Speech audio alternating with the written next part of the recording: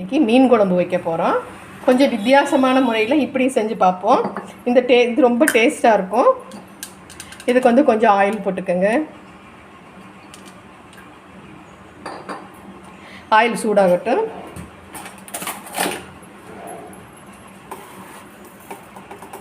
இது வந்து ஒரு ஸ்பூன் மிளகு, ஒரு ஸ்பூன் ஜீரகம்,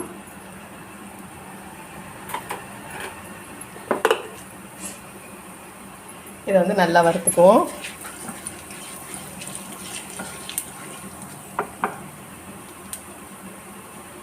இது நல்லா பொரியட்டும்.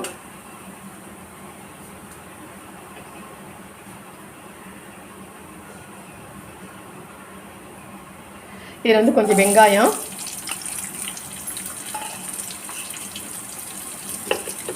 அதுவும் நல்லா வதங்கணும்.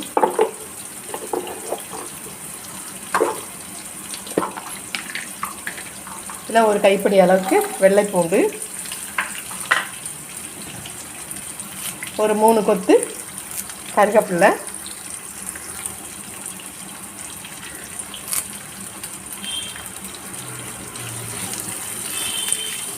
இதை நம்ம நல்லா வறுத்துக்குருவோம்.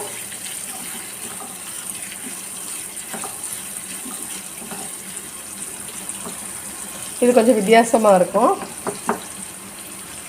நம்ம ஒரே மாதிரி மீன் குழம்பு வைக்கிறதுக்கு இது கொஞ்சம் மாதிரி இது பண்ணி வைப்போம். நான் இன்றைக்கி வந்து சூட மீன் குழம்பு தான் வைக்க போகிறேன். இது நல்லா வதங்கிடுச்சு. இதெல்லாம் ஒரு பிளேட்டுக்கு மாற்றிடுவோம்.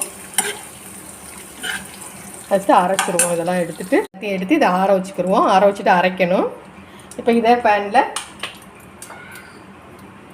கொஞ்சம் ஆயில் போட்டுக்கிடுவோம். இது மீன் குழம்பு தாளிக்கிறதுக்கு அடுப்பில் பேன் வச்சு ஆயில் போட்டுக்கிடுவோம். இதை நல்லா காயட்டும். காய்ஞ்சதில் கொஞ்சம் கடுகு, உளுந்தம் பருப்பு, கொஞ்சம் சோம்பு, இது நல்லா வெடிக்கட்டும்.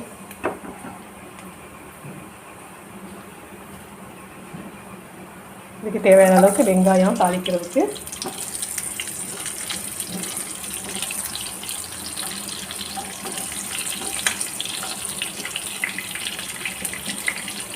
கருவேப்பிலை போட்டுக்கிறோம்.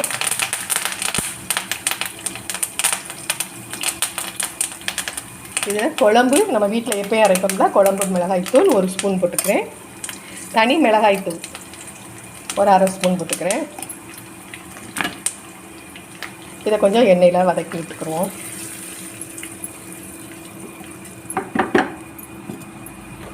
இதில் கொஞ்சம் மஞ்சள் தூள்,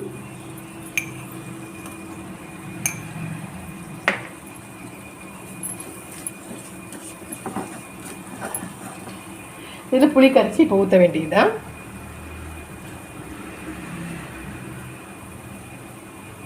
நான் ஒரு லெமன் அளவுக்கு புளி கரைச்சி வச்சுருக்கேன்.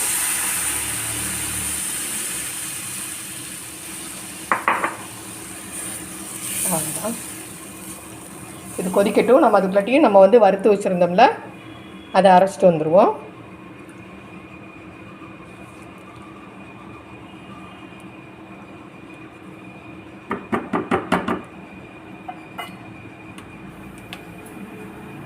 நல்லா கொதிக்கணும்.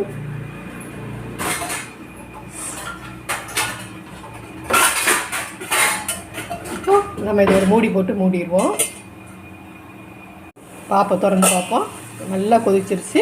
இப்போ இதுக்கு தேவையான அளவுக்கு உப்பு போட்டுக்கிடுவோம். உப்பு போட்டு இப்போ அரைச்சோம் இல்லையா, அந்த விழுதையும் இதில் போட்டுக்கிடுவோம். இப்போ இந்த ஸ்டேஜில் உப்பு வரப்பு எல்லாம் கரெக்டாக பார்த்துக்குவோம்.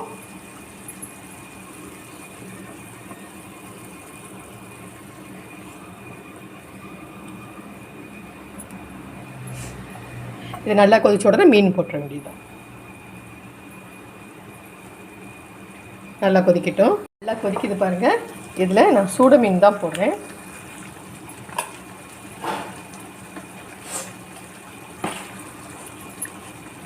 சூட மீன் போட்டாச்சு.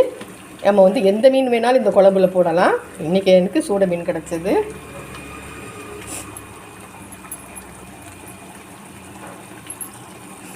பாருங்கள் நல்லா கொதிக்கட்டும். இனி ஒய்யாமல் கிண்டி விடக்கூடாது. இது ரொம்ப கொதிச்சதுக்கப்புறம் சிம்மில் வச்சுட்டு நம்ம மூடி வச்சுருவோம். இன்னும் ஒரு 5 நிமிஷம் சென்று ஓப்பன் பண்ணி பார்ப்போம். மீன் சீக்கிரம் வெந்துடும். குழம்பு இப்போ எவ்வளோ அழகாக நல்லா கொதிச்சிருச்சு பாருங்கள். சூட மீன் நல்லா கொதிச்சு நல்லா எண்ணெய் கூட்டி வந்துருச்சு. எண்ணெய் கூட்டி வந்துட்டாலும் குழம்பு போதும். இதுக்கு மேலே வேணாம், போதும், ஆஃப் பண்ணிடுவோம். இதே மாதிரி நீங்களும் செய்யுங்க பாருங்கள். இப்போது நல்லா அழகாக நம்ம நல்லா மீன் குழம்பு வச்சாச்சு வித்தியாசமாக. இதே மாதிரி நீங்களும் செஞ்சு பாருங்கள். சப்ஸ்கிரைப் பண்ணுங்கள். தேங்க்யூ. பாய்.